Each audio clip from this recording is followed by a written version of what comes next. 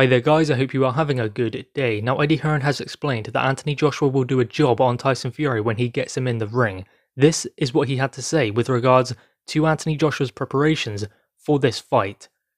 I see similarities not in the ring between him and Canelo, the two guys that came up from nothing. They have built their legacies. Who has the same hunger now as when they first walked in the gym?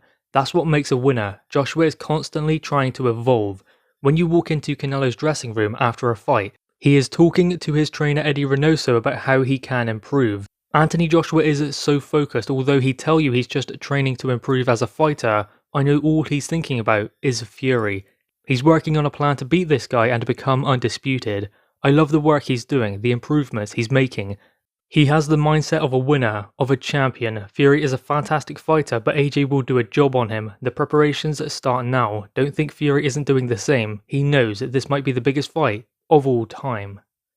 So there we go, those are some words from Eddie Hearn about Anthony Joshua's preparations for the Tyson Fury fight. Now, we know that AJ has continued his camp from Pulev, not necessarily in the fashion of working towards a date, but he has continued to train and stay in shape, which was very important for him to make sure that he got his weight right, and he was purely focusing on Tyson Fury for this training camp, because some fighters don't come in at the weight they should. Some fighters come in and they have to lose weight during their training camp, which isn't the best thing because that training camp is supposed to be dedicated to getting ready for the 12-round fight against a specific opponent, not losing weight to get to that optimum weight. They should come in around that kind of weight, maybe north or south 2 pounds at least, and then they can get that weight off or get their weight up if they want to. Then their weight is already optimized before they start training for the specific opponent, because those 12 weeks are supposed to be for tailoring their training for this specific opponent. Anthony Joshua and Tyson Fury, make no mistake about it,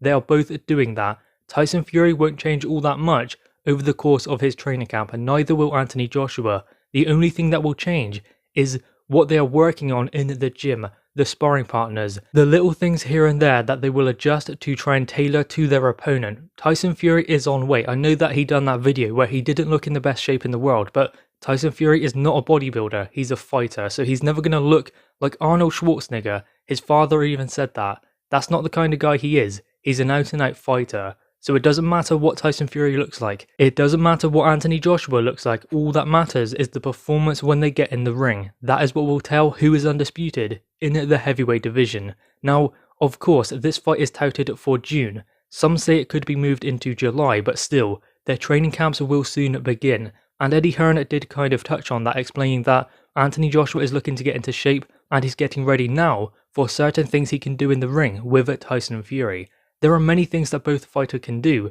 but still, having said that, both fighters can adjust, so early on we might see this chess match between the two of them. I know that it's two big heavyweights and we are expecting fireworks, but it won't necessarily be that way early on.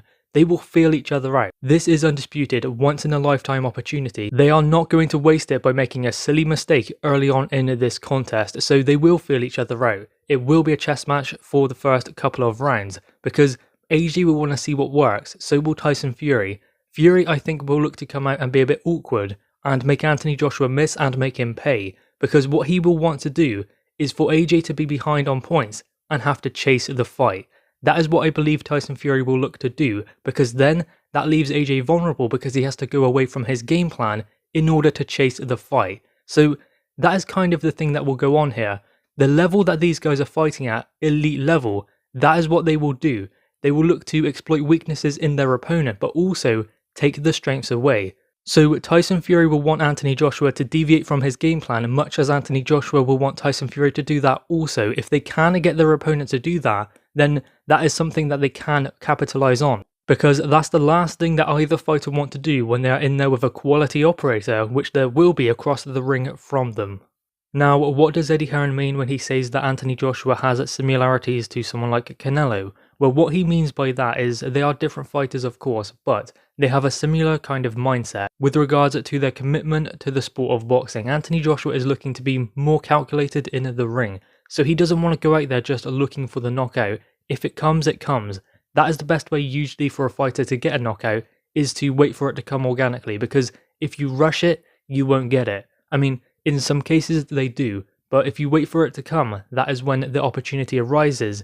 if Anthony Joshua gets behind his boxing, or Tyson Fury, the knockout might present itself. Just like AJ against Povetkin, AJ didn't go in there looking to get rid of him, he waited for the opportunity to come. Tyson Fury kinda did go in there looking for the knockout against Deontay Wilder, but he was in there with a fighter who couldn't do much else if he took his right hand away, and that is what Tyson Fury done against Wilder. Having said that, Tyson Fury didn't just completely throw caution to the wind. He was getting hit, yes, but he was always ready for that right hand to come. He got caught with it a couple of times, but he was always riding the shot or going backwards, so he was prepared to come under fire, but he was also prepared to take that kind of power, to ride the shot, and to make sure that he didn't feel the full brunt of Deontay Wilder's power. That was very important in that fight also. What Tyson Fury done wasn't easy to do against Wilder, although it might have seemed quite a one-sided contest. It still takes a skillful fighter to do something like that in the ring against someone who has that kind of power. And we are seeing Anthony Joshua also use his boxing a lot more. I mean, in the past he has used his boxing, but he has often got the knockout, whereas recently we've seen him box a little bit more, and if the knockout comes, then it comes, like in the Pulev fight. If it doesn't, then it doesn't, like in the second Ruiz fight. It doesn't necessarily mean he's any less of a fighter if he doesn't get the knockout. He can still outbox his opponent because he has that pedigree there. Olympic gold medalist, unified heavyweight champion. So therefore he can always get behind his boxing. There is always something he can revert to. But at the moment, it seems like it's boxing first. Then if the knockout comes, it comes. In the Pulev fight, he was mature, he was patient, got behind his jab, used all of the boxing fundamentals that he knew he could use. And that was just too much for Kubrat Pulev. Pulev barely had a moment in that fight where you thought he was getting the better of AJ. AJ shut him out, he broke things down bit by bit. Those are where the similarities lie with Canelo, because that is what Canelo does in the ring. Look at his performance against Callum Smith. He broke things down. He broke Callum Smith down as well, but he was going through the gears, and whenever he needed to adjust, that is what he done. He was throwing punches from different angles. He was setting things up, kind of baiting Callum Smith, thinking a punch is going to come here, then he shifts it into like an uppercut. Like when he threw that punch, but then it came as an uppercut. It looked like it was coming from a different angle, but then he switched completely. So Canelo is able to do that, but he's only able to do that because he stays calm under that kind of pressure. He breaks things down bit by bit, one thing at a time. That is what Canelo does, and that is why he is so calm. That is why also he doesn't get tired in the ring. That is something I believe that Anthony Joshua is looking to emulate. So guys, anyway, what are your thoughts on this? Anthony Joshua is ramping up his training and preparations for Tyson Fury. The fight looks like it will take place in either June or July. Most likely June at the moment, but it could roll over into July. Apparently contracts are ready to be signed, and this fight will be signed, sealed, and delivered. Undisputed in the heavyweight division for all of the belts. Guys, drop your thoughts on this in the comments below. Also leave a like and subscribe if you are new. Thanks guys.